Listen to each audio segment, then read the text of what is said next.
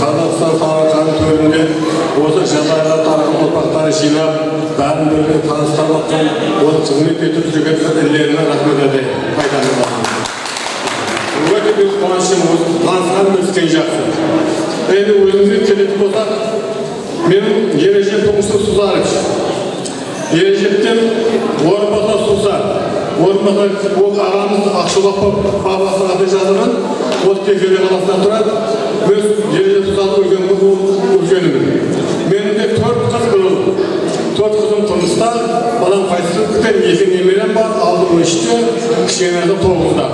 Одан кейін інім Ережеп жалғасы Текелі қаласында тұрады. Одан 2 ұл бір қыз бар. Үшінші Ережеп Жаңабай Сузаров ол қайтысында одан 2 қыз бір ұл бар, ол Степногорск қаласында тұрады. Енді 2 ініміз Өзбекстанның Тереңетау ауылында тұрады. Мына ініміздің көбісі бұл шетте жүрген ағайындардың көбісі біле бермейді. Бұл кісі Мырзабек Аппаз деген кісі баласы. Бұның көбісі өзендер біліп жаңағы атаны байға шақтырған. Ол Аппаз атамыздан 5 бала, Балабек Меймежатов, Балабек Иманбек, Ишанбек, Оразбек, Тархан. Мына сол Оразбегі. Ол осы Теміртау қаласында тұрады.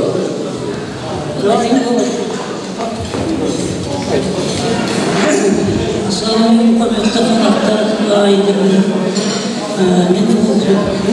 wabarakatuh. Kasatın Zımart'ın Emirisi Akbaz'ın balasının, Akbaz'ın 6 olmazsız. 6 geçiyorsanız Özbekistan'da yaşasaydı, biz olsa Temir Balası'nda 52 yıl oldu. Temir Balası'nda yaşasaydı yatırım. Ne diyeceğiz olsa? Mevkileriniz merak tuttu olsun. Arkadaşın amanı sağlık olsun oyunda.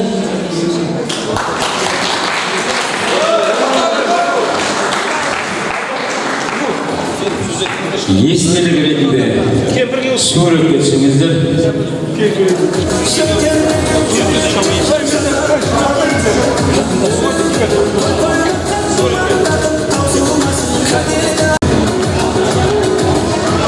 Жақсы тілектеріңіз үшін рахмет Тұңшаға. Сөз кезегін одан әрі жалғастырамыз. Ендігі сөзді Төлегендер әулетіне, Өсер ағамызға кәні ортаға келіңіздер.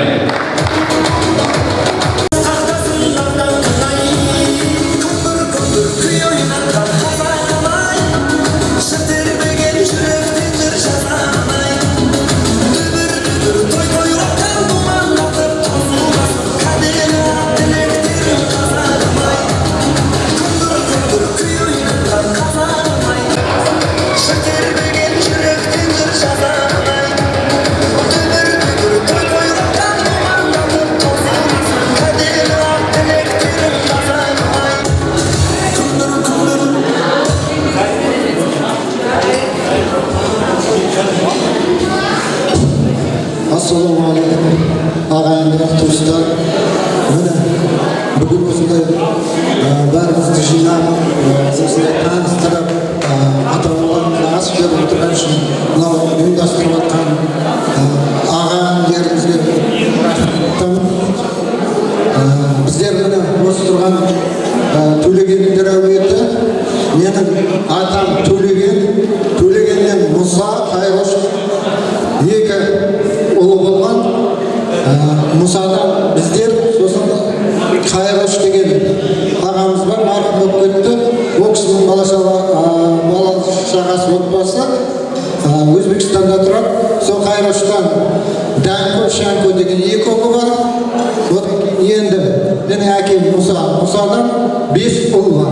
Бірінші үлкені мына жерде тұрған Өсербай ағамыз. Одан кейін мен жұмыспен келген ағам, менен кейін тағы Мәйіт деген ініміз бар, Майқұдықта тұрады. Одан кейін майор, Ошада тұрып тағы ініміз бар Мәжит деген марқұм болып кетті. Оның семьясы Теміртауда тұрады. Енді мына Өсербай ағамыздан екі ұл бар. Мауадин, Махмұт деген. Мауадин деген ініміз марқұм болып кетті. Оның отбасы Өзбекстанда тұрады. Бір ұлы бар, Манас деген ұлы бар. Билік колледжді бітірді. Одан кейінгі Махмұттың семьясы. Мына жерде тұрған келініміз Нұрби деген жеңгеміз Өсербай ағамыздың жұбайы. Одан кейін Махмұттың ұлы. Кіммен сөзін айтып? Меде. Бұлар қыздардың немерелеріміз екен. Одан кейін көзіме келсе менің Медғат деп жаңа ұштықты танысып сөйлеп кетіп кетті. Бір ұл, бір қыз. Не дейміз, тағы да бір мәрте өзі танысым деп отырсам үлкен қуаныштым. Нұрбизе.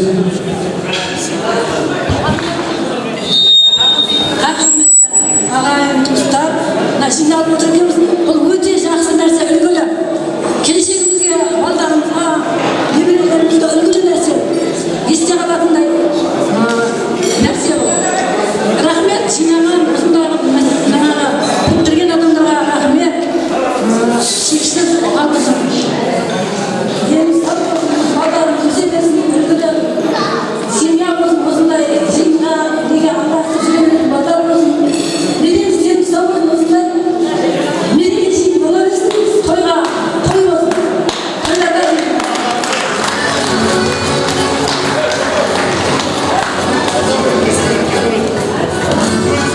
Суретке түсіп алыңыздар, естіріп үшін.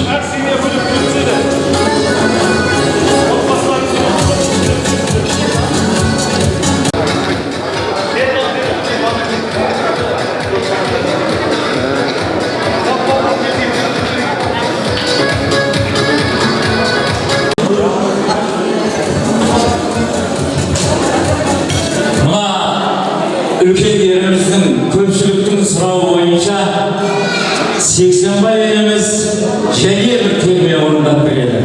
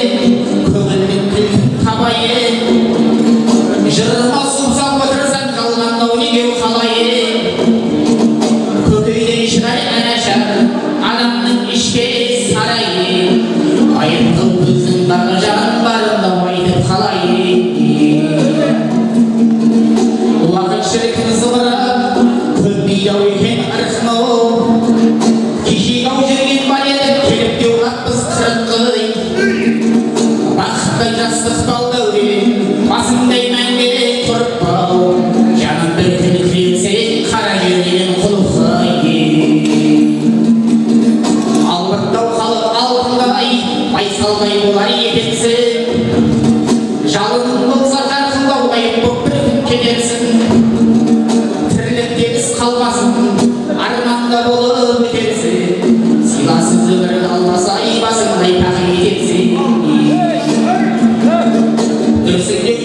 Yaşamasın köpeğin çıkarı anışın Sağına yürüp yürüsün ben oturmanın biri kavuşayım Jırlamayı benim ötebeyim Maskabına hak bırakmayayım Ağulun yürüsün aymalıyım Bağlıktayım aman buradayım Jırlamayı benim ötebeyim Maskabına hak bırakmayayım Ağulun yürüsün aymalıyım Bağlıktayım aman buradayım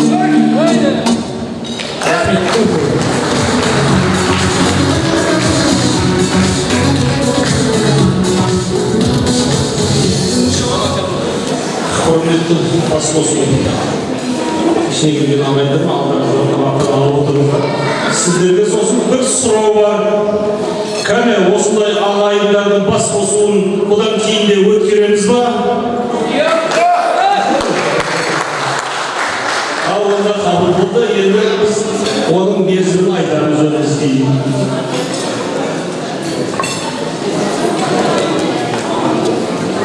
Мен қазір мына ортаға Пірекеден, Үштөбеден, Пақтакерден, тағы басқа жерлерден келген ортаға шығып өзін таныстырмаған ағайындарды шақырғым келіп отыр. Себебі біз ол ағайындардың аты-жөнін білмейміз, ортаға шық деп айтуға. Сондықтан сіздер келіңіздер, өздеріңізді таныстырыңыздар. Келген ағайындар, енді Құдай қаласа бір мың батырмыз ғой бәріміз.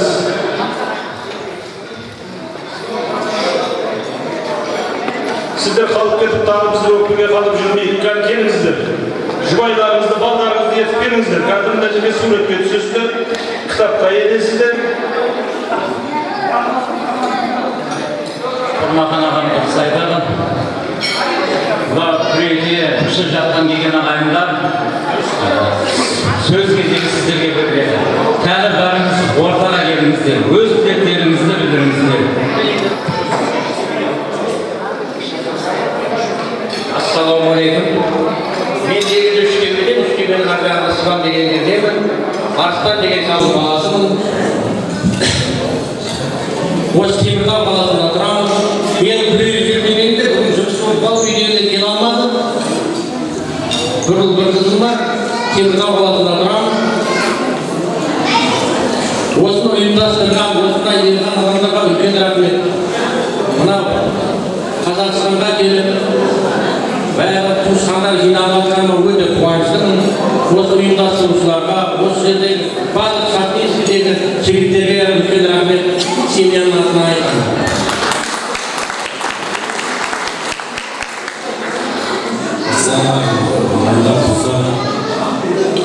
Мен Пірекеден, атым Қанат. Арзанбайдың немересі, Өсербайдың баласы. Біз өзіміз 5 ағайынды. Мен ортаншы. Үлкен ағам Асқар. Одан кейін менен кейін 3 юбилей үлкен болады. Менің өзім 2 қыз болдым. Теміртау қаласында тұрамын. Атым Қанат. Фамилиям Нұржан. Нұржан Қанат. Күзенбаев. Мен өзі шалғай өткермейді. Күзенбаев. Бұл сіздерге рахмет. Жалайларды жинап, басқосын бәрін таныстырып, алғысым шексіз сіздерге. Әрдай болса кездесіп, отыра берейік.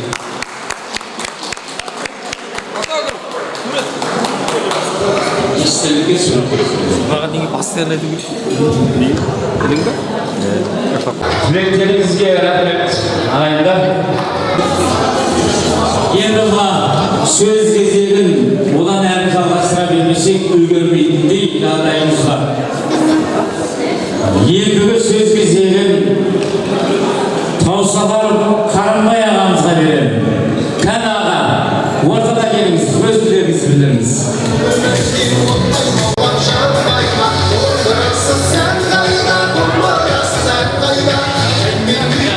Таусағар әулеті, барлығыңыз.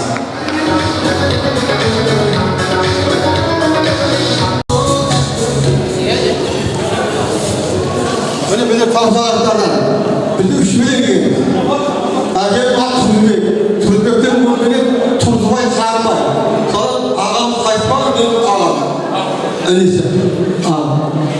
Son gün. Benim boyutunda gezdim, benim 3 falan var. 3 falan iyi kızım var. İyi kızım, bu şöyle. İyi var, tutsam da şirket ayrı. Şirket var. Tam, yok şey yapıyorum. Bana değil mi? Şirket. İsim. Arman. Değil mi? Takşir ediyor var. Hayırlı rahmet. Assalomu alaykum. Жалай rahmatlari. Men Avsog'ar Seyidla Tamasovlar shaxsini bo'laman. Men Prezident qalasini 1996 yilda ko'chib kelganman.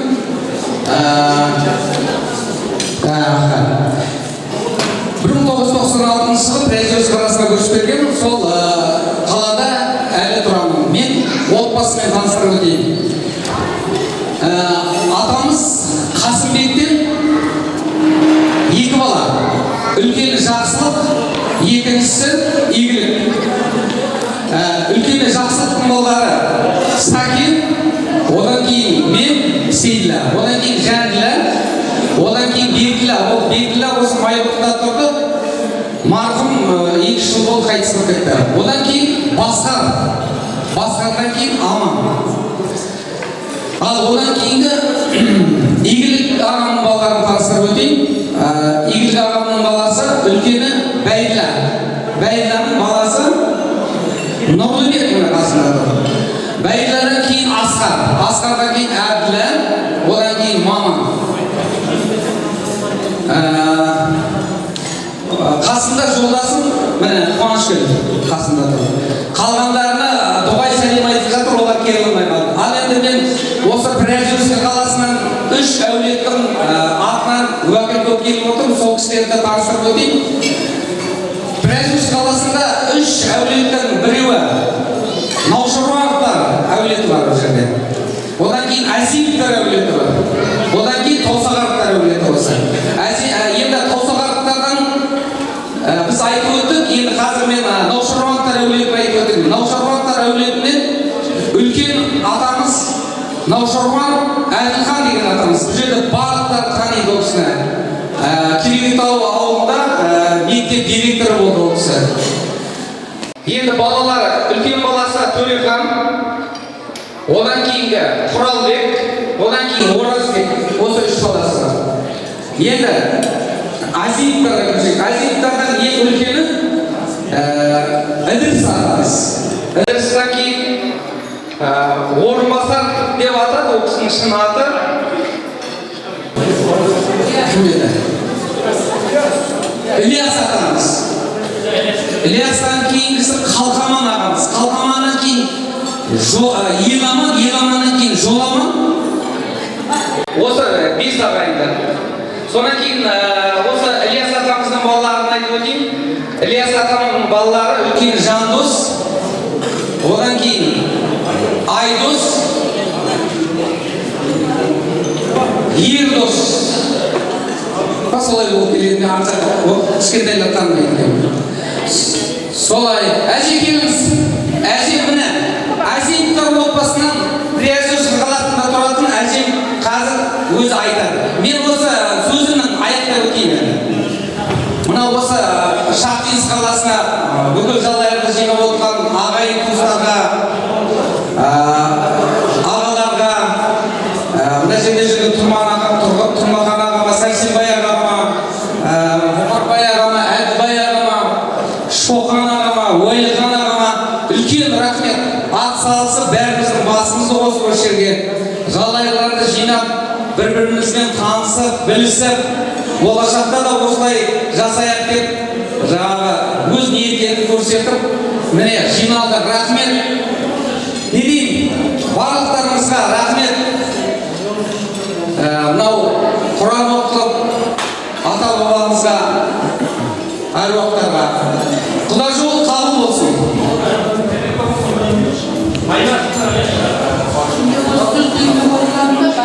Azamаттарға, осы ұйымдастырылған азаматтарға алғысымды айтамын.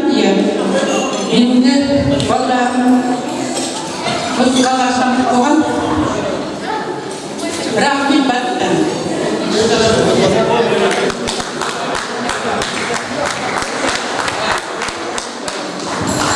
Assalamualaikum ağalar, ağalar. Bizden Tavzağart'tan kalgan жағын айтып өтейін. Tavzağart'tan üşü болған Қасымбек, Тұрдыбек, Шайшылан. Қасым адам айтып өтті, Серті ағам. Шайшыланнан Шамшидин, Насыр, Құттабай болған. Шамшидин балдары алтауысы бар. Бақытбек, Төребек, Жеңісбек, Ниязбек, Нұрдыбек, Қазибек. Насырден болмады, Құттабайдан ол жоқ. Оның небір аттарын біле алмаймын, келгенмен 9 жыл болған, оның әлі аттары жоқ. Енді Тұрдыбектен мен әкем Қарынбай, Тұрдыбай атамыз болған. Тұрдыбайдың балдары Дүйсен, Аман, Нұрабай болған. Дүйсеннің балдары Асылжан, Бағжан, Бағлан болды. Аманнан Нұрбол, Бақбол, Дарын. Нұрабайдан Ғозынжан, Рауан. Қарынбай өзімізден үлкеннен мен ағым бар. Тұрабай, Берік, мен еңіншен Хамитпін. Тұрабайдан Аян деген бір ұлы бар, Беріктен ол қыз, ұл жоқ. Менде 2 ұлым бар, Арман, Нариман деген. Жалғастыра кетейік, жаңа мен өзімнің балаларымды айтпай кетіппін. Өзімнің балаларым үлкенім Береке, одан кейін Берік, кішкентайым Болат. 3 ұлым бар.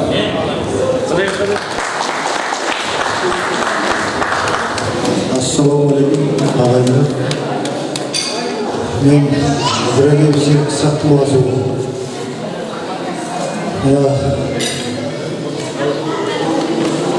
ағаларымызға бас қосу біріктірген үлкен рахмет. Семья менің жұбайым Айымхан, үлкен балам Аман. Рахмет. Siz söylemeyiz mi?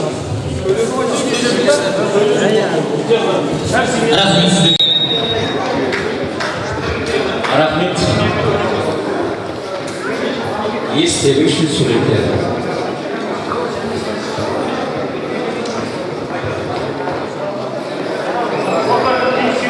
Жақсы тілектерді одан әлі жалғастырамыз, себебі бізде уақыт азырақ бара жатыр.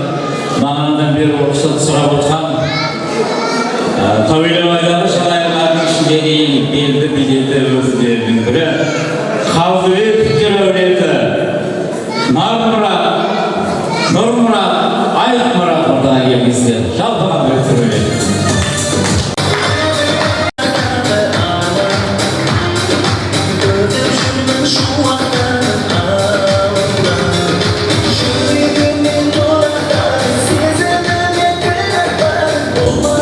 Ассалаумағалейкум, құрметті Жалайыр қауымдары, осы тойға жиналған үлкен кіші барлықтарыңызға сәлем айтамыз. Мен өзім таныстырып өтейін. Орсыновтан Қалдыбек деген шағын баласы Нұрманбектің баласының Қалдыбектің немересі боламын. Өзі Ертай бабамыздан 3 кісі бар. Тұрсынбек атамыз, Қалдыбек атам, Университет атамыз. Ол кісі Тұрсынбек атамыздың ұлы Оразбек деген болған. Ол кісі қазір текемді талдықорғанда тұрамыз. Онан кейін Қалдыбек атамыз ауылда қалдырды. Онан кейін Рысбек деген ағамыз бар. Ол кісінің баласы Есен, ол Нұрата жерінде тұрады.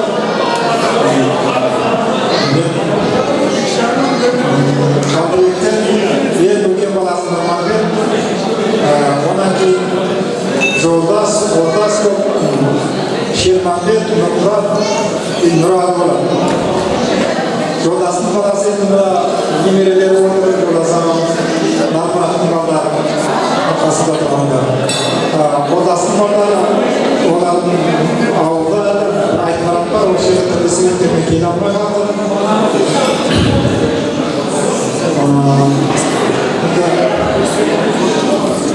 Ойларыңызға бола берсін, орысынан құрандарымыз,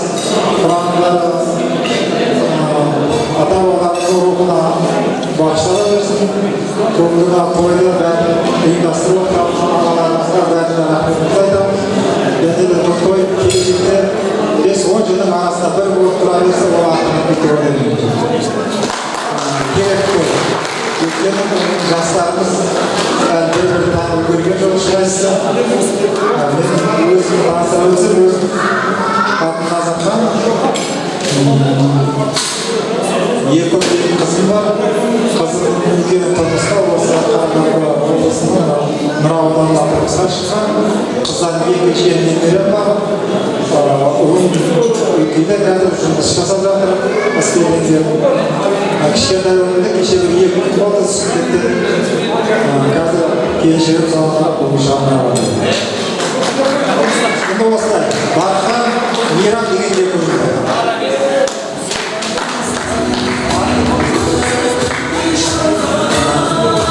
Біздің айтатын еліміз барлықтарыңызға ұзақ өмір тілейміз, зор денсаулық, қажымаңыздар, қартаймаңыздар, жұмыстарыңызға сәттілік, ойнап күліп барлықтарыңыз жүре беріңіз.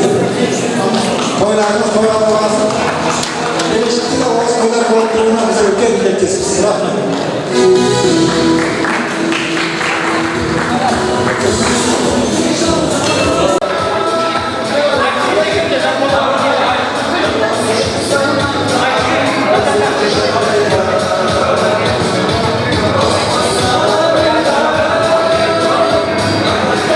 Рахмет, ізгіттердеріңіз шешті.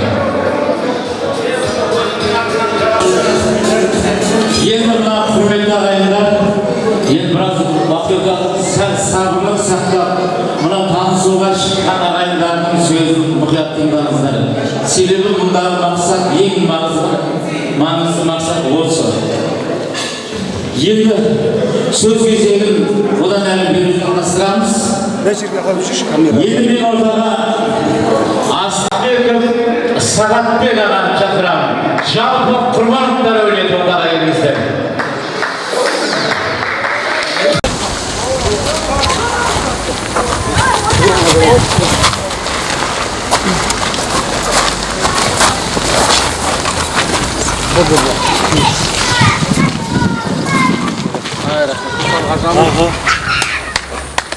Құтты болсын, құтты болсын. Құтты болыңдар. Ана жерге қамадасың? Иә. Иә, сал.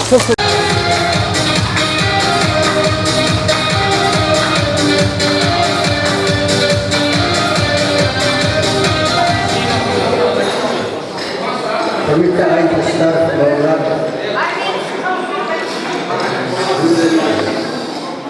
осы ағайындардың басқосуы қуаныштымыз.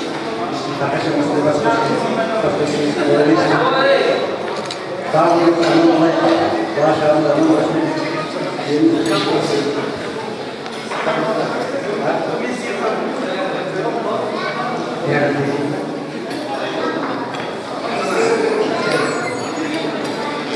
Мен Асылбек, Туған Асылбек кеңсінің немересі Асылбек Қазабектің баласымын. Атым Сағатбек. Менің балам мына Тимур. Менің інім бар тағы Павлодарда. Аты Қайырбек. Олар келе алмай қалды. Қайырбектің 2 баласы бар. Арман, Мұқал. Armandan Daniel Dev Mukhar Kişani.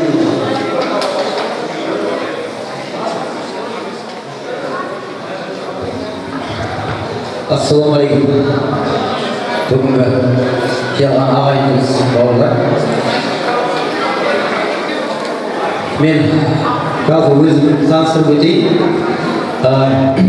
Құрбанның 6 баласы болған. Ең үлкені Тағайбек.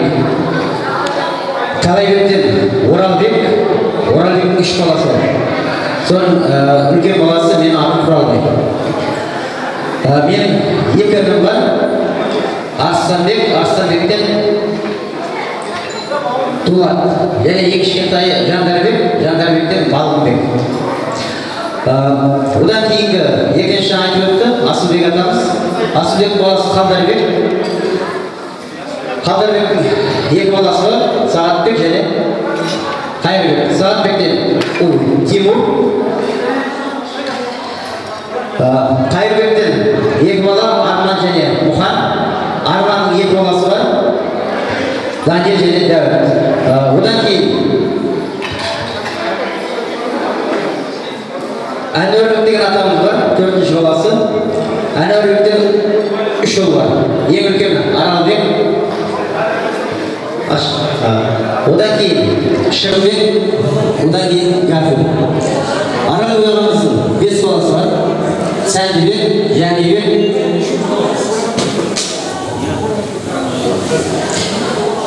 Жәнібек, Бақтияр, Батырбек. Сәндібектен Олықбек, Нұркен, Жәнібектен Бақберген. Екінші Шырбектен 2 ұл, Бауыржан және Ғалымжан. Ғалымжан дегеніміз қайтыс болып кетті. Ең кішкентай 3-ші ұл Гафурден Аман, Зұлықпар, Әлішер. Орынбектегі ең кішкентай Құрбанның баласы. Одан 3 ұл Шарапбек, Арапбек, Фазылбек, Жорабек. 4 ұл. Шарапбектен Мұстафа Жеңіс, Арапбектен Тұрсынбек. Құрметті ағайындар, міне осы басымызды біріктіріп, осы жерге жинап отырғанына ағайын туыстарға, ағаларға үлкен алғысын білдіремін. Осындай жақсы күнде жиналып отыра берейін. Тойларымыз көп болсын, әрқашан тойларды естейік. Және осы жерде таныстырып өтейін, келіндеріңіз Салтанат Меңгелбасын. Сіздерге рахмет. Рахмет жақсы тілектеріңізге, естелік үшін суретке.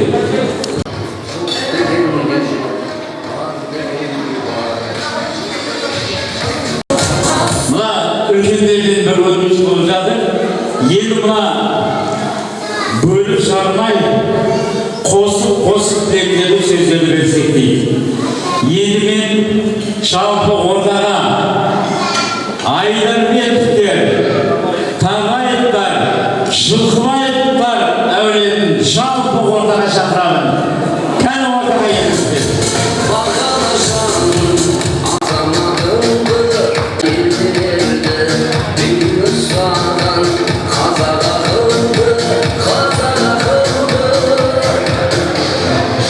Кезінде ойды. Уақыт кетіп бара жатыр. Шамабай шешме жоқ болып тұр. Талқап, өзінің 4 адам болайын деп тұрмыз ғой. Сәрсенбай, сен тоқтатқан адам болса бере дегенсің.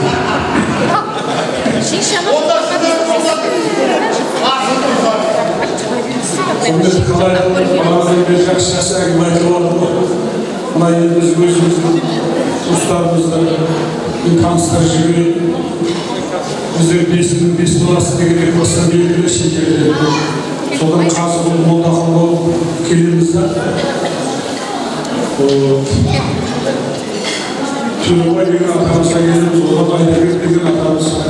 Айдарбек деген Кәрімбек доса, Кәрімбектен Жылқыбайдан Оразалы Әптібайыз Өзбекстанда.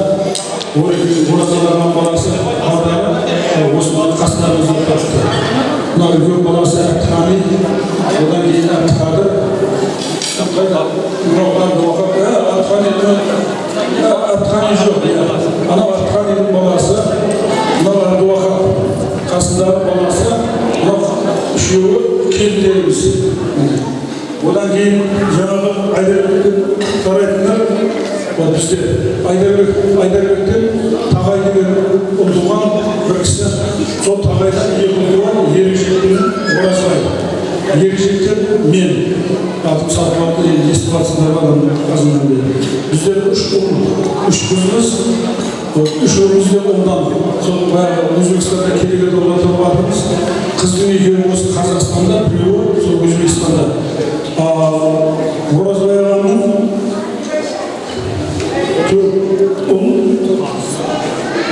6 қызы. Мына ұлдың үлкені Бірлікбай, одан кейін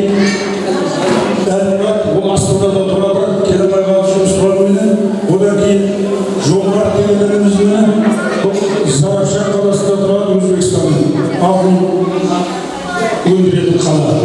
Одан кейін мына ең кішкентай Марат. Марат Ақтауда тұрады. Мына кісі Фатима деген менің келіншегім. Ал кісі Айша деген мына Біртібайдың үйіндегі келін. Майра Марат деген інімнің келіншегі.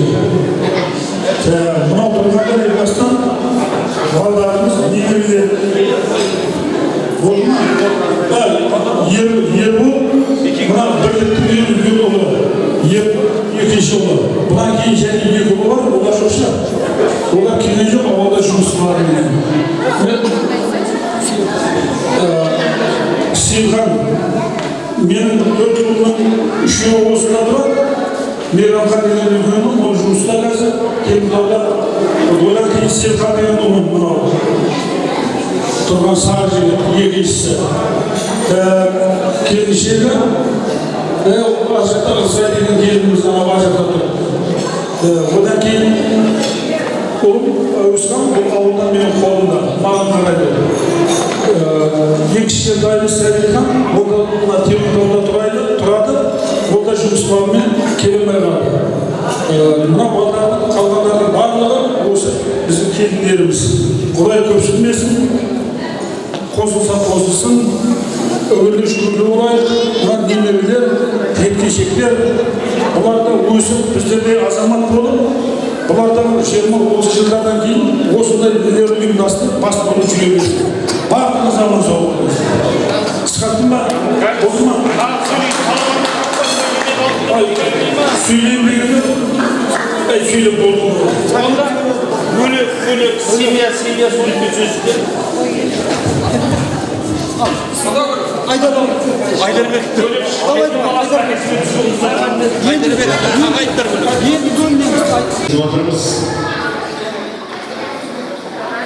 Енді мына ұсыныстар түсіп жатыр.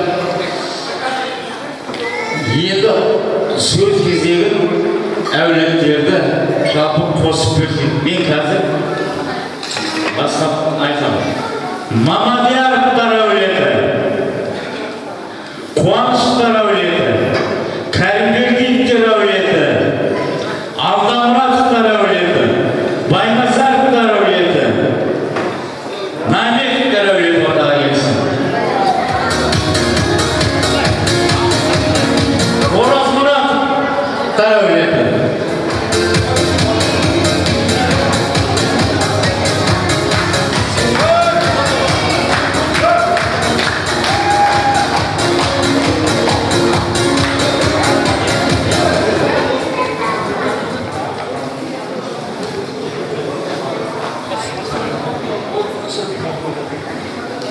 Құрметті алшағында келген ағайындар, міне бүгін тойларымыз құтты болсын. Басылып жатыр барлығы бір-бірін танысып өте жақсы.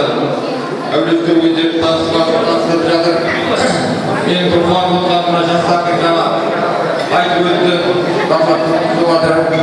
Жастардың білімді жастардың шығуы, футболға қатысуы, доктор лақаптарын алуы, осы жағына қуанып отырмын. Значит, біздің ұрпақтарымыз білімді деген сөз. Ал енді өз әулетімізді таныстыратын болсақ, енді жел айдан бастамай ақ қояйын, мен айтпайдан бері қарай айтайын. Оны жарым сағат болады, сондықтан қысқартып айтамын.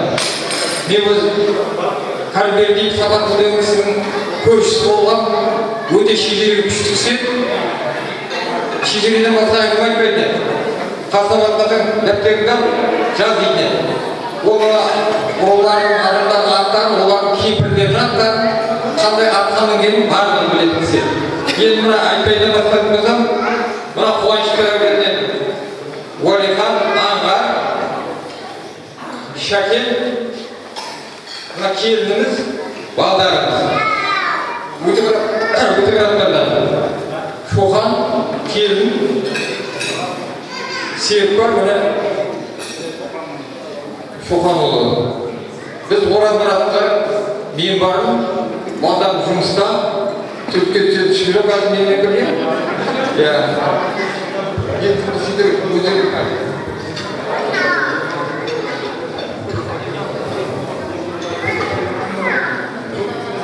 Ассалаумағалейкум. ағайындар, мына орталарыңыз болсын. Мен өзім таныстырып бастасам, біз Құттымұраттан танаймыз. Құттымұратты Раманберді, Кәрімберді. Раманбердіден Ошарбан, Ошарбаннан Әділхан, Әділханнан Құралбек, Құралбектен Нұрлыбек. Енді одан кейін келген болсам, менің атым өнер бар. Кәрімбердіден Сапарқұл бар, Сапарқұлда мен ойнарым. Менің балаларым Сұлтан, Нұрбекислам екі болу, үшінші болда кішкентай. Яғни қаланың Кәрімбердіден тарағандарымыз бар, олардың Таразда. Бұл кісілер Қадекең, Кәрімбердіден. Бұл кісінің төрті бар, Еркін, Ержан, Ербол, Ержан, Еркебұлан. Бұл кісілер енді ұзақ болып келе алмады. Ал Ошарбановтардан Әділхан ағаның Төрехан, Құралбек, Оразбек бар. Бұл кісілерді таныстырдым. Бәріміздің той болсын, басымыз қосып, әрқашан амандықта кездесе берейік.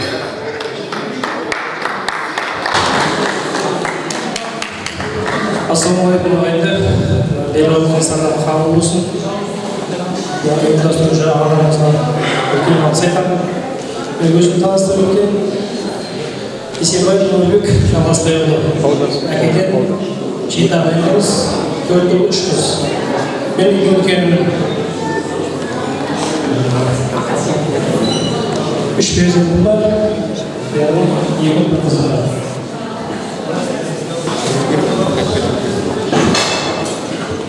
Ассалаумағалейкум. Басымызды қосып отырған аталарымызға рахмет. Бәріміздің үйімізде осындай той болсын. Мен Алдамұратовтар отбасының Ikramның немересі Бақтиярдың баласы. Менен кейін 2 інім бар. Атым Серғазы, мынау інім Қанат, жанында тұрған мамам. Барлықтарыңыздың үйінде той болсын.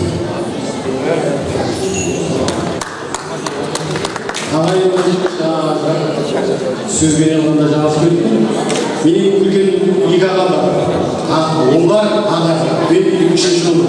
Менен кейін 2 інім бар. Карбай Ақыл.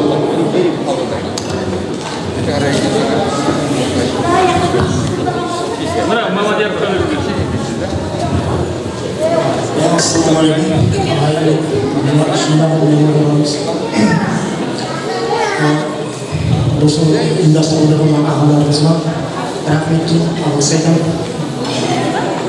Мен Мамадияров Аманның баласымын. Мамадиярдан 2 ұл, бірі Жарылғасын, екінші Аман. Аманнан менен Мұхит алып қыздар.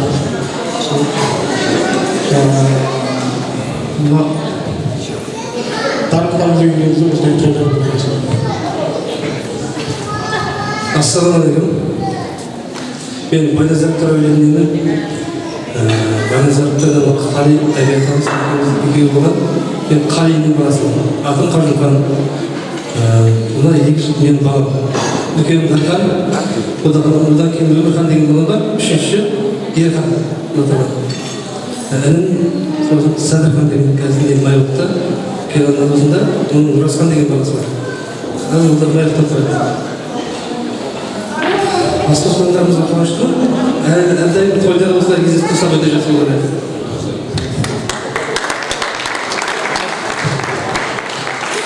Жаңағы әйбиятамыздың балдары да келе алмай қалды. Ол кісілер жанында Шымкент жақта Төрехан, Жайлыхан, Кенжебек.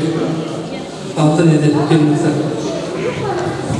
Әр семья бөлексін деп түсінді. Әр семья бөлексін деп түсінді.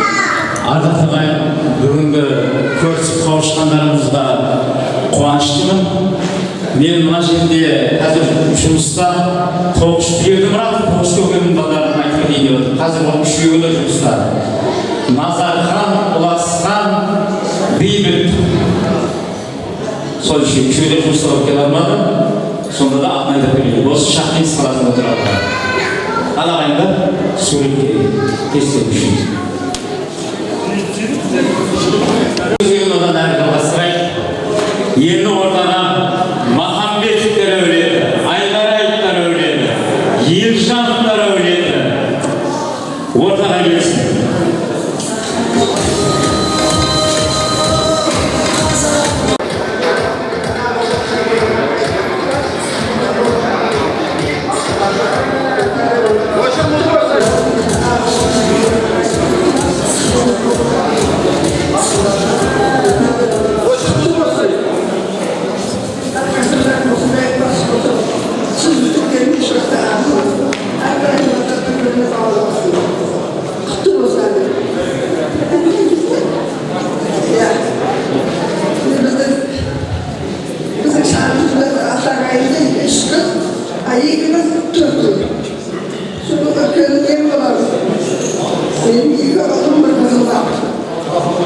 кішкене келіннің қолында үлкенінің бір қызы екінші орынның алты баласына үш қызы бар. Мына одан кейін қайнының әйелі.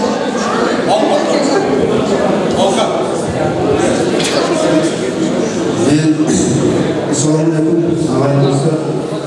Мен Батырбектен Мырзабектен Айдарбек, Ойнарбек, Сындарбек, Камалбай. Төрт ұлы. Екінші ұлы Ойнарбектің ұлы, төртінші ұлының атын беріп, үлкен Мұрат, Сәбит, Қайырбек, мен Жеңісбек. Айдар атамнан Жұмамұрат, Нағашбайдан үш ұлы. Еркебұлан Азизбек алты ұлы. Жұмамұрат ағамнан Мұхтар жауыз ұлы. Онан кейін Мұхтардың баласы Бейнұр. Камал ағамнан Хамид. Сынар ағамнан Ғабит Ғалым.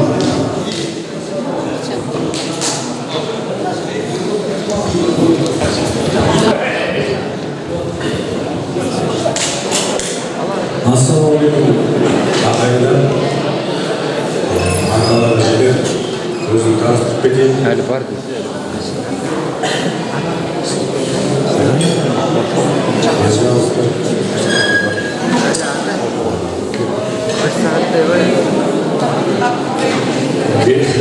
Бендік университетінің үш баласы болған, үлкен баласы Рахымжан, одан кейін Раманқұл, Ogil Mahan, eso Mahan muy perdón. Mahan muy perdón. Dia keluar, aku betul. Makro, bakti. Nama untuk dia keluar, boleh betul, terus dia. Min Mahan mungkin. Ini mulai dengan Atın da öyle. Güzel tutulan benim kimseyim, azar şey.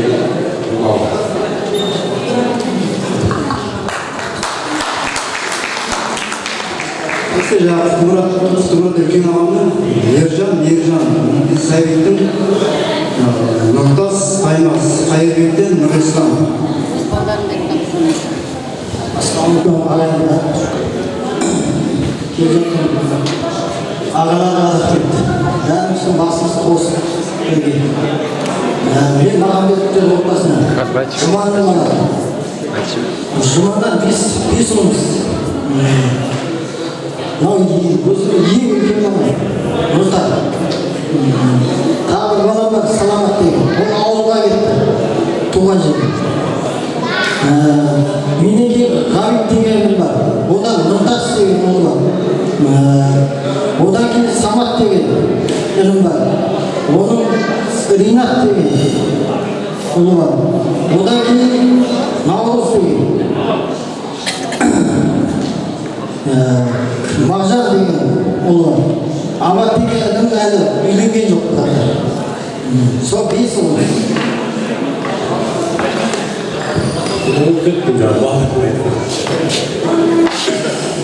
Рахымның үлкен баласының бір ұлы бар, екі ұлы бар, Бақытбектің бір ұлы бар. Екі үлкен. Қожада бір ұлы бар, Рүстемде де бір ұлы. Менде үш ұлы бар. Дархан, Асылхан, Дидар. Мен бүгін ағайынның бәрін басын қосып, осы жерде бір-бірімен таныстырып, қызмет қылып жүрген мына қайнағаларыма, қайындарыма жүгіріп жүрген, абысындарға жүгіріп жүрген келіндерге бәріне рахмет айтамын. Осы тойымыз әрдайым тойға ұлассын, жиі кездесіп, танысып жүрейік. Оқытқан мына Құранымыз қабыл болсын балаларымызға. Рахмет жеке студенттерге, рахмет ағайындар. Келіссек үшін сөйлеп Бас қосуымызды жан-жақтан құттықтап, телефонограммалар келіп жатыр. Уралск жақтан ауған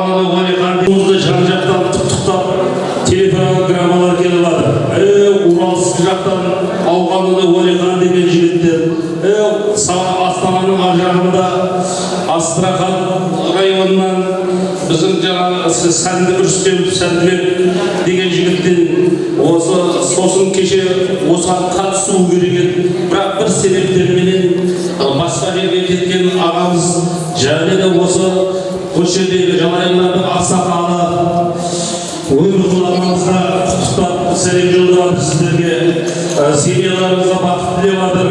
Әрқашанда ауызбіршілікті болып қарым қатынастарын көбейе берсін деп жатыр. Елдерің сау болып дастархандары мол болсын деп жатыр.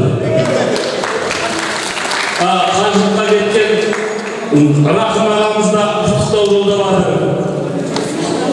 Қазір Арабияға кетіп барады осы қажылыққа. Ендігі сөз кезегі Қаппашевтар әулеті, Бекмұратовтар әулеті, Шілмановтар, Сапарбаевтар, ортаға келіңіздер.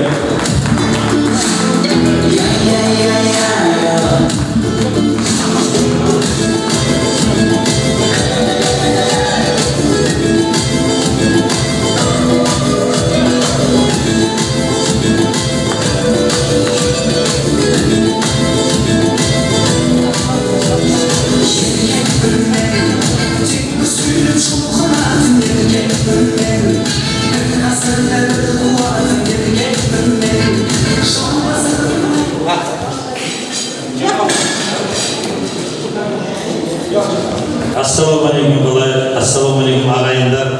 Шахтинский қаласына қош келдіңіздер.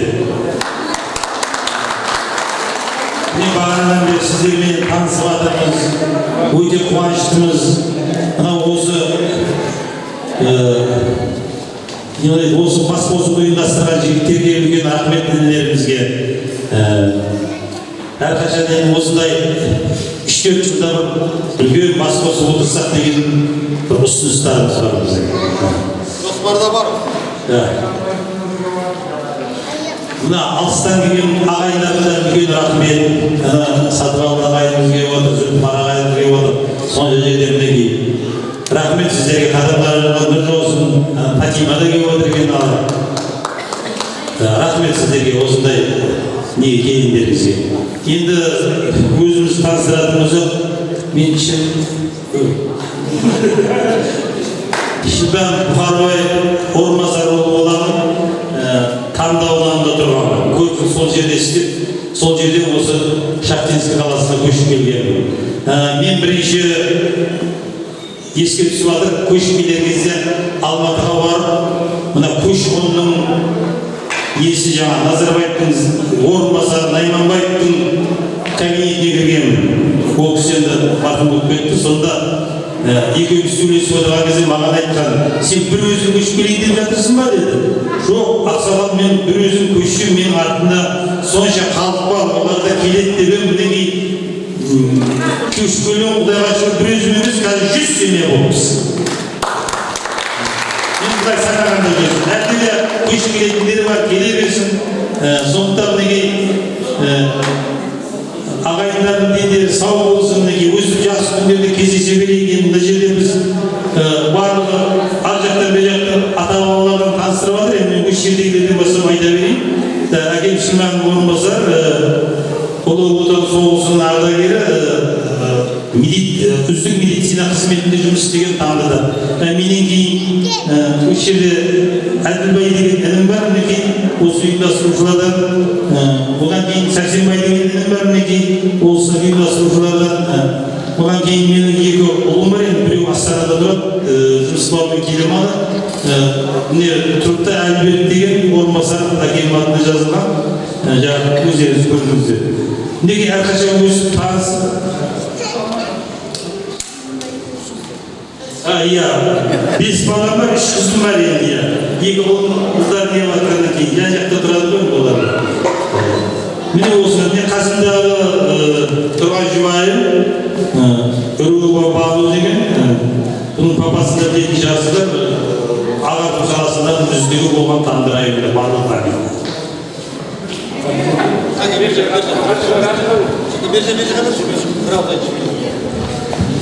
Құрметті ағайындар, осы басқосуды былтырдан бері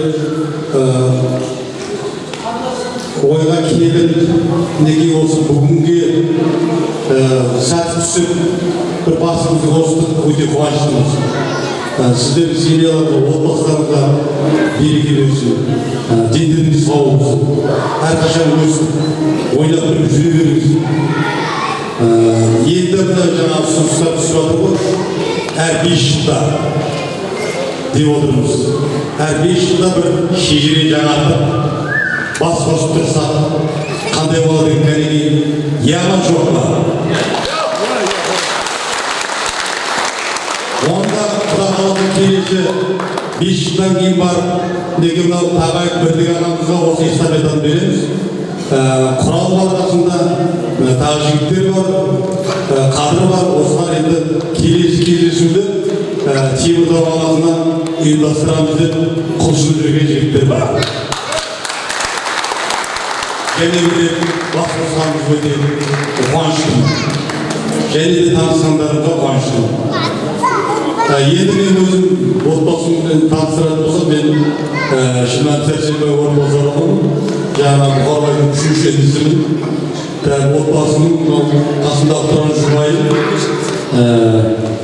Содан 3 жыл бір қызым бар.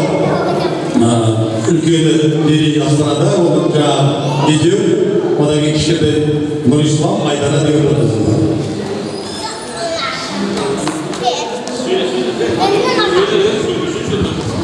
Құрметті ағайындар, ассалаумағалейкум.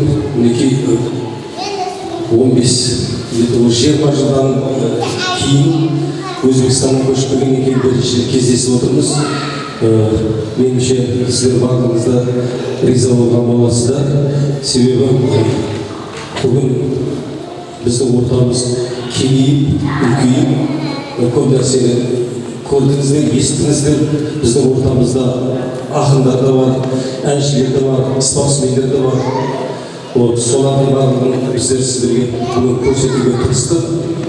Келесі кездесуде бұдан да жақсы болады деп ойлаймын. Бұл үшін сіздер біздерге жақсылап информация, ақпарат берулеріңіз керек. Ақпаратты берсеңіздер, біз осындай кездесуді бұдан да жақсыламыз.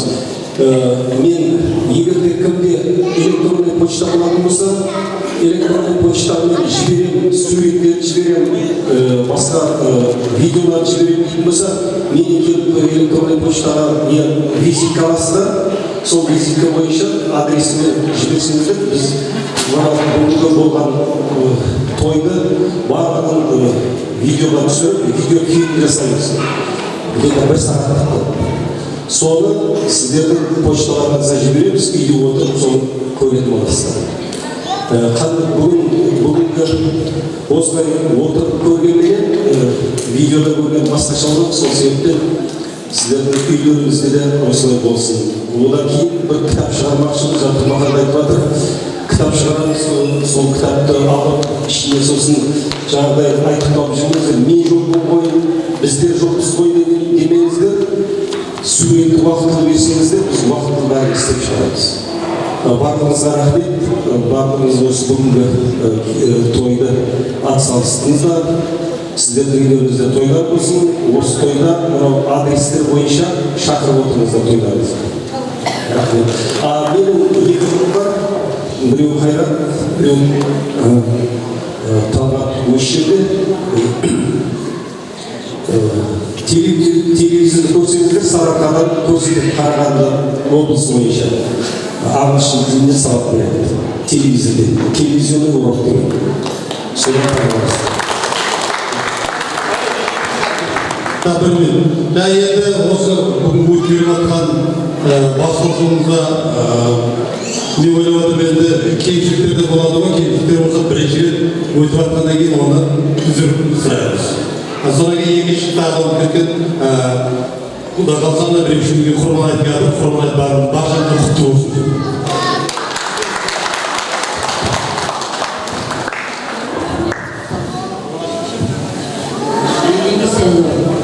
Ағайындар барлықтарыңызға сәлем беріп, жақын ұзақтан келген ағайындар.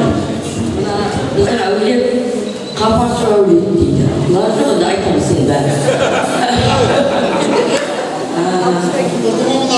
Kalmuratı Kubi'nin balası.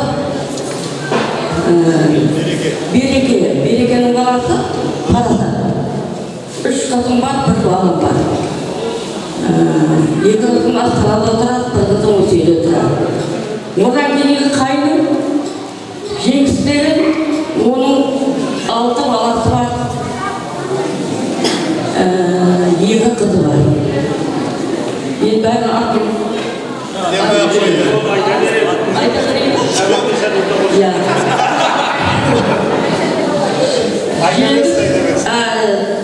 Tapar degen kaynım var, o kaçtı. Ondan keyin oğlumuz Kenges degen kaynım var.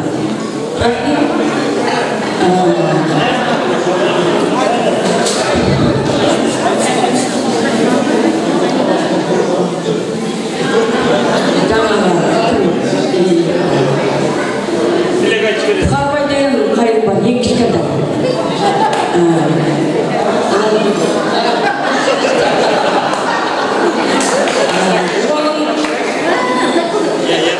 Ya, 4 oğlu var, 2 kızı var. Tamam, kaynım var. Ondan keyingi kaynımın 2 kızı var. Özbekistan'da Şükrük'te ben bir kayda ayta vereyim. Ondan keyingi kaynımın balası çok kaçtı. Ondan keyin bana kichkinaday kaynım var, Şükrük'te. Onun 3 yıl 1 kızı var. Жаңа ана қайнының 8 қыз, жаңағы Сапа деген қайнының, ұмытқанмын. 8 қыз, 2 ұлы бар. Абай, Нағашбай деген. Тағы не дейміз? Сол енді.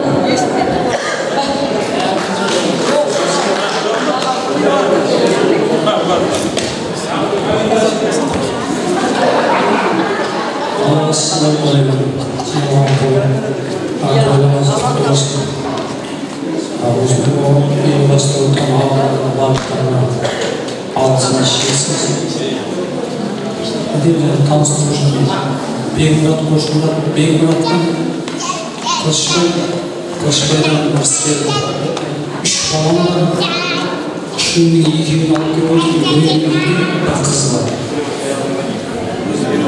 Үлкені Мейірімжан, Нұржан, Азамат. Одан кейін қыз Каусар деген. Қошмұраттан Мылтықбайдан Оңғар, Оңғардан Нұрлан, Ертай деген 2 азамат. Сол құтты болсын тойларыңыз еді.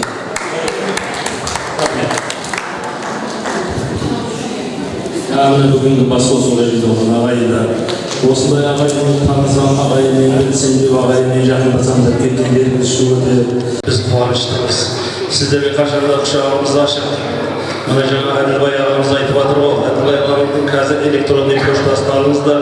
Любой нәрсе болса, сол кісіге хабарласыңыздар. Сізге любой нәрсе жауап береді ол кісі. Мен өзім Жұман Назарұлы Тұрмағанбетпін. 4 ұлым, 1 қызым бар. Мына жерде 2 ұлым өзі түтін түтетіп бөлек шыққан, қасында тұр. 2 ұлым қолымда, біреуі үйленген, біреуі әлі үйленген жоқ. Мына жұбайым сөйді. Үлкендің аты Мұхаммедәли. Одан кейінгі Бауыржан, Бақытжан, Дулат, қызымның аты Айнұр. Мына келіндерім Мұханның жұбайы Сәлге, Бауыржанның келіншегі Нұрзат. Немерелерім мына үлкені Абдулла, мынау Ерді, атасының келді, атасының баласы. Қатарларыңызға бөліп түсін. Әрқашан осындай қуанышта тойда кездесейік. Ағайындығымыз, жақындығымыз арта берсін. Сосын мынау жаңадан танысыватқан ағайындарға айтпақшы, тартыншақтамай ортаға өздеріңізді ұрыңыздар. Қосылыңыздар, бізбен қатынасыңыздар, барыс келісіңізді көбейтіңіздер. Енді бәріміз кереге табып, өтті бересіз. Бәрі шақ дейсіз, тебір тауқымыз. Әрқашан осындай жарастығымыз жараса берсін. Әрқашан осындай амандықта кездесейік. Жаңағы келе жатқан мұсылманның қадірлі бір мейрамдардың бірі Құрбан айт мейрамы құтты болсын. Бәрінің жүрегіңізде береке болсын, молшылық болсын. Zamanımız tınç olsun, memleketimiz жайнай берсін. Президентімізге ұзақ өмір тілеймін. Менің өзіміз Жұманазарда 3 ағайын дедік. Үлкені Нұрмаханға мен 2 бала бар. Марат, Дулат деген. Әлмақ бір бала бар, Манас деген. Ол деді Астанада тұрады. Соңғада үйді жайлы бақыт алып кеткен. 2 ағам дүниеден өткен.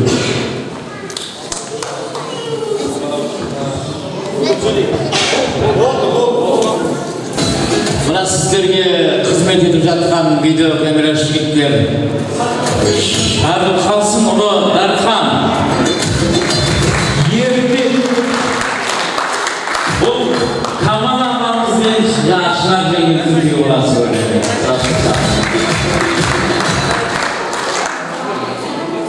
Нұрбек едіміз.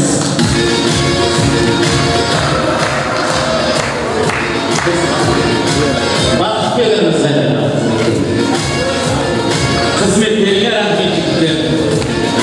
Енді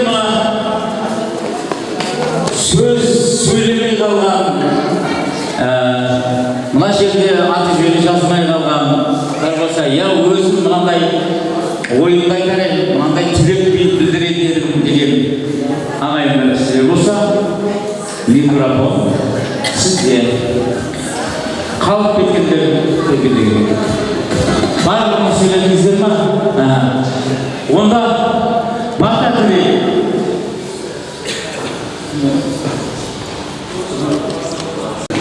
Бұл жиынға ұзақтан үлкен ақсақалдар, менің 15-20 жас үлкен ақсақалдар шақырған еді.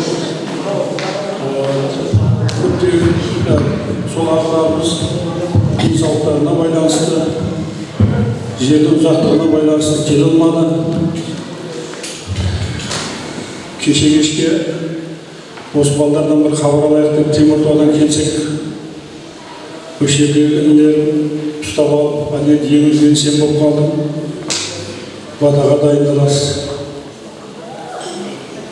деп өтініш болды. Енді бата беруді оңай нәрсе емес, бірден болған нәрсе. Бұрынырақ айтқанда дайындалып келер едім. Бүгін ертемен ерте тұрып, бір 4-5 ауыз сөз жаздым. Бұл енді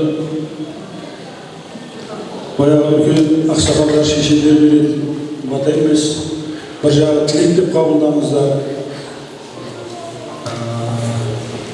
бата деп қабылдаңыздар.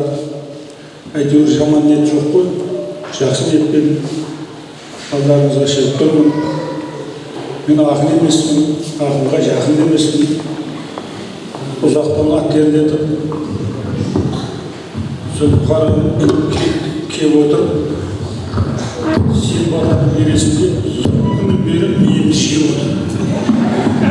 Сен қар болғанда, болар ма, болмас болды.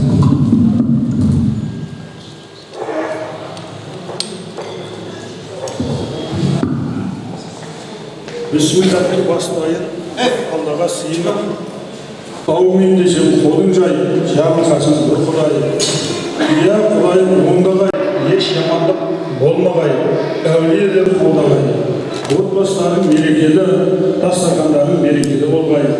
Basımız bugün qosıldı, әңгіме тарих жосылды. Bir-екі ауыз айтайын, көргендерім құлақ сал. Арқы дүбір ұлы жүз, неке бабам батыр боп, тұлпардың жалын айырған, жалайып солан атанған, қосар атан ұста боп, балғалы деген аталған. Бастау алып осыдан бізге келіп тақалған. Ырыс түбі ынтымақ, құр қалғандар мұхардан. Мұндамыз бүгін десек те, Қызылқұм мен оңтүстік біздің туған жеріміз. Әлі де сонда жасауда бір тайпа қалған еліміз. Жас ұрпағын ұмытпа, сонда жатыр көп аруақ. Қолыңнан келсе барып тұр, Құраныңды бағыштап. Ұмытып аруақ отанды, болмағайсың тірі аруақ. Үлкеніңді құрметтеп, үзілмесін сәлемің. Кішілерді ізеттеп, жақын болсын әлемің. Ұлдарым сізге айтайын, аулақ бұл арақ нашадан. Адам істеп анықпас, жарасар сонда жасадан. Сіз өмірдің жалғасы, қалған жол осы атадан. Қыздарым сізге айтайын, сіз өмірдің гүлісіз. Арыңды таза сақтап жүр, ұрынып жүрме шатаққа. Қылығыңмен кір келтірме, жалайырдың қызы деген ұлаққа. Бөтен елге келін болар, ата-анаңның айналайын, бетін жерге қаратпар. Екеуіңде ұл-қыздарың оқып білім алыңдар. Еңбек етіп адалынан төмен болмай назарларын ілгері қарай дамыңдар. Келіндер сізге айтайын, сіз ошақтың анасы, сізден туып өлмеген адамзаттың баласы. Төсіңді еміп ер жеткен не бір халық данасы. Ізіңе ерген балаларын, көлге түкен құрағын, ішіп келсе күйеуің, шум шығармай дабыр қып, әсте ғана құлағынан бұрағын. Келдер құлағын бұра дегенде қол жұмса жүргенде, ауызын бұрайды, өздері білесіздер ғой. Жақсы әйел ерді үзейді, осы сөз болсын тұрағын. Ата енеңді үлкенді, әке шешеңде құрметте, сарқылмас сонда қарағын, абырой деген бұлағын. Ең соңғы саған тілегім, шектеліп қалмай екеумен көп болсын сенің ұрпағың. Тілегім сол жалып көкке, бірлігіңді сақтай біл. Хабар алып бір-біріңнен үйім шынын жақтай жүр. Өмірде қатар жүреді, қуаныш менен мұң қайғы. Қолдап тұр сонда қасында, ойлап жүр дәйім сол жайды. Құдайым берсін денсаулық үлкен менен кішіге, басына қайғы қонбасын, ісің түспесін кісіге. Дүние жолдас болмайды, дүние қуған оңбайды. Көңіліңді ашып жәрдем бер, жақын мен туысқа. Күн айналып ертең-ақ, ол да сені қолдайды. Медеу оралған, Қажымұқандай Ернұржан, осы шауып ортадан, бас бәйгенің қоңғалған. Бақтарың шауып оданда, күліп тұрсын күн алдан. Көбейсін сондай ұл қызым, мендегі басты осы арман. Барлығын аман болыңдар, ағайын туыс ек жатыр. Алда әлі көпсін бар, сүрінбей өтіп ек жатыр. Мың сәлем елден жолдап, бір алда бізді қолдасын. Оқиға болды бұл шара, ісіңді алда оңдасын. Бас болған бұған жігіттер, аман болсын албасын. Мерейлерін үстем бол, игі ісің әрі жалғансын. Жүрсемде алыс жырақта, тілегімді тіледім. Соғармыз бізде бір күні, аман болсын көрелім. Береке беріп тірлікке, жүріңдер жаным тіл жақсы. Көңілім басаттыр. Береке беріп тірлікке, жүріңдер жаным тіл жақсы. Бәрінде аман болыңдар, көріскенше күн жақсы. Барлықтарына аманшылық, саушылық. Жақсы күндерде, осында қуаныш сәттерде бір-біріне араласып, жақсы азамат болып, жақсы қыз, жақсы келін, жақсы бала, жақсы немере болып, көрісуге Алла жаза берсін. Енді кездескенше ұрпағымыз көбейіп өсіп, бұдан да үлкен абыройға ерісіп, жақсы күндерде кездесе берейік. Amin. Allah'a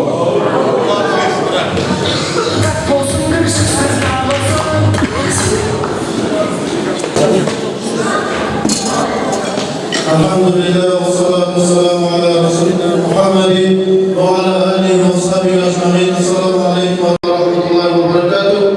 Ағана бер баршаларыңызды отырып тыңдайтыныздар. Осы бір 11-ден бастап осы сағатқа дейін көңіл бөлдіңіздер. Енді ләжім барынша Аллах Тағаланың қазіргі таңда кәлем оқылады. Пайғамбарымыз саллаллаху алейхи уассаламның хадисі және де пайғамбарымыз саллаллаху алейхи уассаламға салауат айтылады. Әлбетте пайғамбарымыз саллаллаху алейхи уассалам хадисінде айтады: "Яқрау суратул Ясин маутика" дейді. Яғни қайтқан адамдарға Ясин сүресін, Құран аяттарын бағыштаңдар дейді. Әлбетте жақсылық, жамандық барлығы бір Алладан. Алла Тағала барша осы бас қосылғандарыңызды өз мейіріммен, рахыммен қабыл айласын. Міне тек қана бір жаңа айтқан шақ теңіз темір тау емес, жан-жақтан келіп отырсыздар. Алла Тағала осы істеріңізді арқалай оңынан берсін иншалла. Баршамыз ұмытпай, біз кімнің құлымыз, кімнің үмметіміз. Пайғамбарымыз саллаллаху алейхи вассалам бір хадисінде айтты: "Қандай да құл менің үмметім боладыра, егер де туыстарымен араны үзетін болса, ол әлбетте менен емес" деді.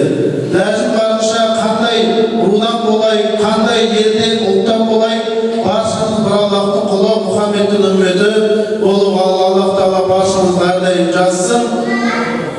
Жаңағы сөз сөйлегенде асқа, шайға көңіл бөлдіңіздер иншалла. Және де исламда 5 нәрсе парыз болған, оны баршаларыңыз естіп жүрсіздер. Үлкені бар, кішісі бар. Яғни пайғамбарымыз саллаллаху алейхи вассалам айтады: "Ан ла илаха иллаллах ва анна Мухаммадан расулуллах" деп кім айтатын болса, сол Аллахтың құлы, Мұхаммедтің үмметі болып есептеледі. Және де мұсылманның 5 нәрсесі парыз болған.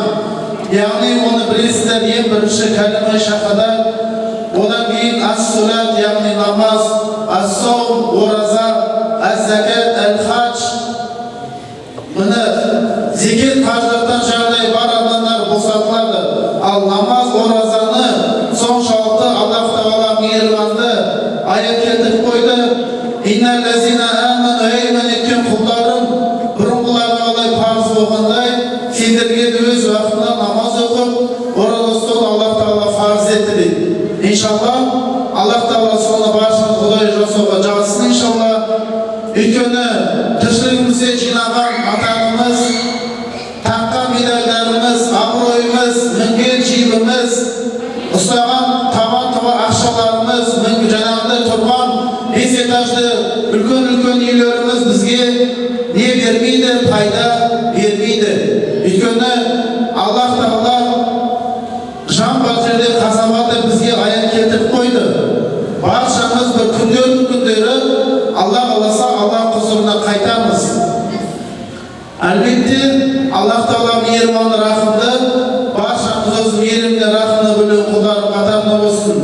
Өйткені айтылады ғой, қабірге ағай туыс, бала-шаға дүние және де иманы ғана.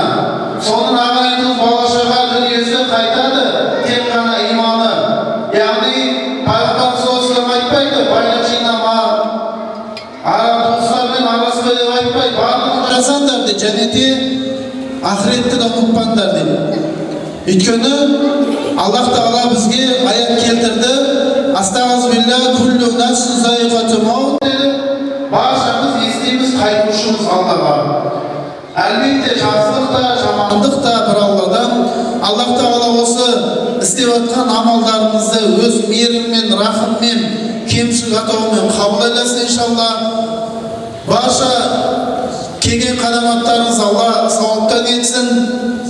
Әлбетте оқылған Құран, пайғамбар саллаллаху алейхи вассалам айтты: 7 қабат Аллах құзырына деген періштелер жеткізеді.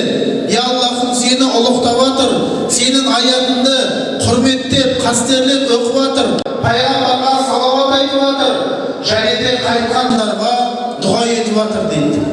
Міне қазір Құран оқылғанда баршаларыңыз қайтқан әке-шеше, ағайын-туыс, іні-қарындас баршаларыңызға дұға етіп, іштеріңізден дұға тілеп отырыңыздар. Әлбетте біз қалай біреуге дұға етсек, Аллахтың мейірімімен, рахымымен бізге де сондай дұға ететін құл табылады. Ал егер де біз біреуге дұға етпесек, Әлбетте біздің жаназамызға да аз адамдар тұрады. Ләжім барынша мұсылманның ең бақыты, ең жақсылығы Аллах Тағаланың мейірімі, рахымына бөлену. Өйткені бұл дүниеде ғана Аллахтың қалауымен достар болады. Бұл дүниеде жаңағындай әкім бар, кәкім бар, дөй бар, андай, мұндай жоғары адамдар бар. Бірақ та қабірде бізге ол жаңағы айтылған дүниелер, ақшалар, байлықтар, мінген жейбіміз, бес этаж үйіміз бізге не болмайды, ешқандай пайда бермейді. Тек қана Ла илаха иллаллах Мұхаммад Расулуллах ғана иманымыз, жолдасымыз, досымыз. Өйткені Құранда аят бар ғой. Ва уммиги ва аби ва сахибати ва бани ликулли минхум шаһидун юғни дейді Аллах Тағала. Сондай қиямет қайым болады. Бала, әке өзінің анасынан, өзінің әкесінен, әке өзінің баласынан, ана өзінің баласынан қашады. Әр адам өзі үшін жауап бермейтін халде болады дейді. Әлбетте тіршілігімізде ләжім барынша Аллахқа құл болуға, міне алдымызға, міне жаңа ескі отырсыздар, Қазақстан мұсылман діни басқармасы бекітті. 21 күні Алла жазса, бүкіл жерлер, бүкіл Қазақстан бойынша айт намазы болады. Тек қана уақыттары кішкене, сәл жарты сағат, 10 минут, 20 минут. Бізде Шахтинск қаласында сағат 6:30-ға айт намазы болады. Ал айт намазы болмастан бұрын құрбандық шалуға жалпы басқа жерлердің адамдары осы жерде, барша осы жерде жан-жақтан барша айт шаласыздар, құрбандық шаласыздар ғой. Бұрында мешіттер болмады, мүфтият болмады. Ол кездерде білесіздер, қиындық болды. Дінімізге соншалықты өте қиын қарады. Ол кездерде күн шыққаннан кейін, 2 қадыстан кейін айт намазын жаңағыда құрбан шала беретін. Ал қазір Аллахтың қалауымен елбасымыз, дінбасымыз бекіткен бойынша 21 күні айт намазынан кейін барып қана құрбандық шалынады. Ал оған дейін шалынған құрбанды ана жаңағындай неше түрлі руға шие ол қабыл болмайды. Ол жай ғана күнде өтініш жүрген ас болып қалады. Ал енді оны құрбандықты шалғаннан кейін тек қана үйіме, өзіме ғана емес, ағайын туыс, бала-шаға, және де жетім жесірлерге, кедей-кепшіктерге, осындай бір нандан саған, осындай бір еттен саған, осыған бір мұқтаж болып жүрген адамдарға ләжім барынша берген, сол ең үлкен сауап болады иншалла. Аллах Тағала әрбіріне дұғаларыңызды қабыл етсін иншалла. Құран оқимыз, тыңдап дұға етуіміз. أعوذ بالله من الشيطان الرجيم. بسم الله الرحمن الرحيم.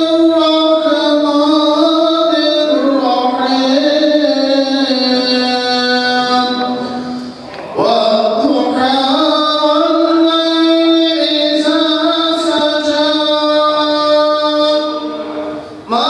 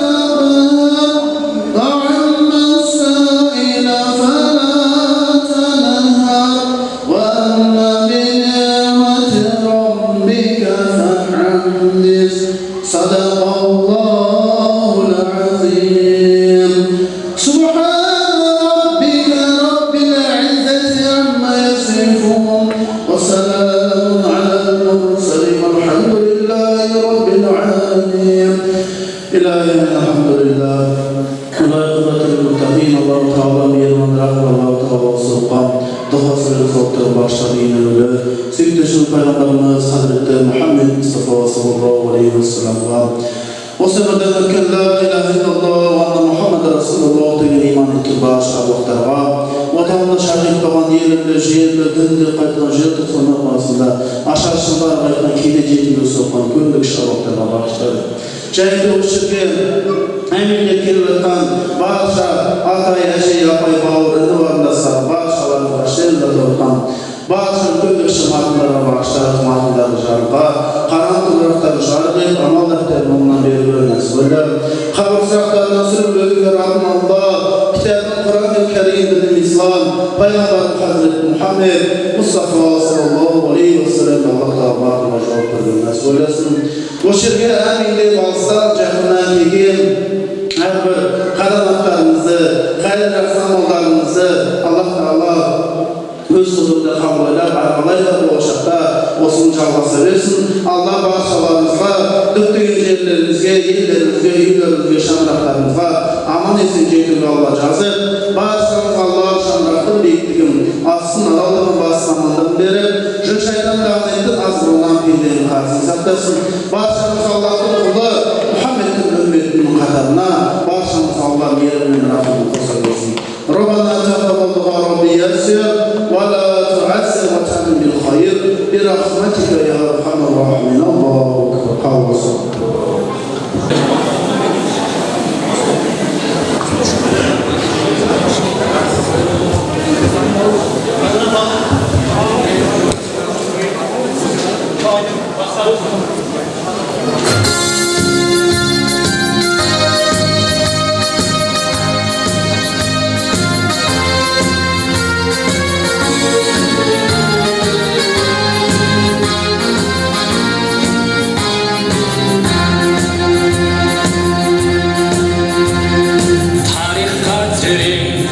Жасасан қадам, бахадыр батыр, жаны гүлданған, жапырағын жайып, өркендеп өскен, ұрпағын қанша жалайыр баба.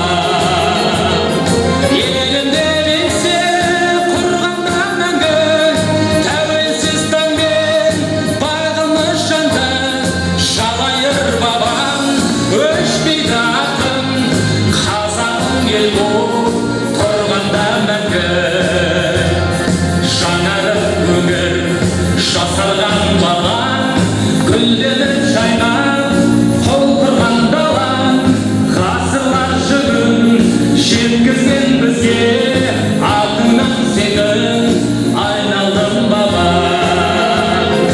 Елімде менсе құрғанда мәңгі тәуелсіз таңмен жалайыр бабам, өшпейді атым, қазағым ел болып тұрғанда мәңгі.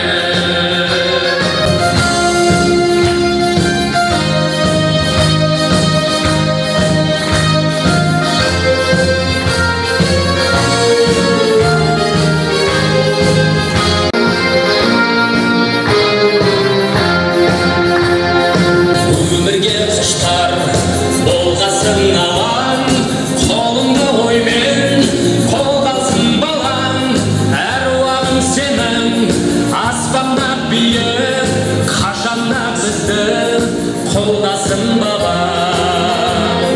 Елімде менсе құрғанда мәңгі, тәуелсіз таңмен бағымыз жанды, жалайыр бабам, өшпейді атың, қазағым ел боп тұрғанда мәңгі. Жалайыр бабам, өшпейді атың, қазағым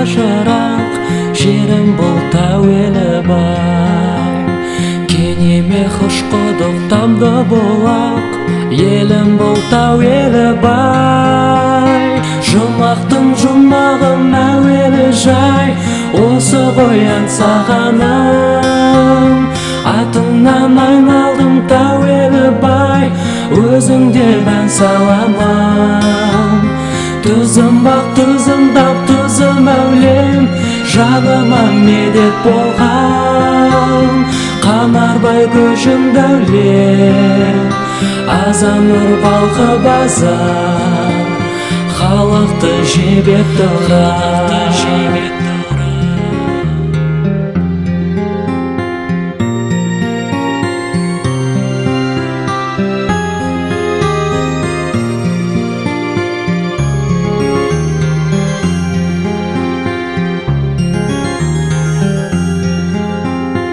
алтынның бауырында тербей тоғын қып-қызыл құмдары бар өмір сақ сияқты өлмей тоғын талантты ұлдары бар жұмақтың жұмағы мәуелі жай осы қоян сағаным атыңнан айналдым тәуелі бай өзіңде бән саламын түзім бақ түзімдап түзім әулем жаныма медет болған қанарбай көшім дәулет азан нұр балқы базар халықты жебеп тұрар үржанат дүниеге балаған ем көз тартар тау етегім осынау киелі далама мен табынып тәу етемін жұмақтың жұмағы мәуелі жай осы қоян сағаным атыңнан айналдым тәуелі бай өзіңде бән саламын түзім бақ түзімдап түзім әулем жаныма медет болған қанарбай көшім дәулет азан нұр балқы базар халықты жебеп тұрар